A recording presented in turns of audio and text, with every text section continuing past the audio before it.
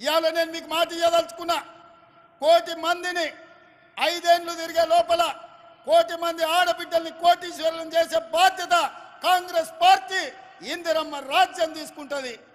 మరి ఇవాళ కేసీఆర్, కేటీఆర్, హరీష్ రావు, కవితమ్మ అంటారు రేవంత్ రెడ్డిని ఓడగొట్టాలి, కాంగ్రెస్ను పడగొట్టాలి. నేను అడగదలుచుకున్న మా అక్కల్ని, ఏం పాపం చేసినాక నేను ఎవరిదాన్ని ఆస్తి గుంజుకున్నానా? ఎవరన్నా తల్లెలు ఏమన్నా పెట్టుకుంటే నేను గుచ్చుక తిన్నానా? పోనీ వాళ్ళ ఏమన్నా ఫామ్ హౌస్ నేనేమన్నా గుట్ట భూమి అడిగినా? లేకపోతే వాళ్ళు దోసుకున్న సొమ్ములు ఏమన్నా వాటా అడిగినా? ఆయనకున్న జన్వాడల్లో ఉన్న ఫామ్ హౌస్లో ఏమన్నా 2 రూమ్లు ఏమని అడిగినా? నేను ఏం చేసినా? ఆడబిడ్డల్ని బలోపేతం చేద్దామని చూసిన. ఆర్టీసీ బస్సులో ఉచిత ప్రయాణం ఇచ్చిన, ఆరోగ్యశ్రీలో 10 లక్షలు ఇచ్చిన, సిలిండర్ 500కి ఇచ్చిన, 200 యూనిట్లు ఉచితంగా కరెంట్ ఇచ్చిన, ఇల్లు కట్టుకోనికే ఇందిరమ్మ 5 లక్షల రూపాయలు ఇచ్చిన.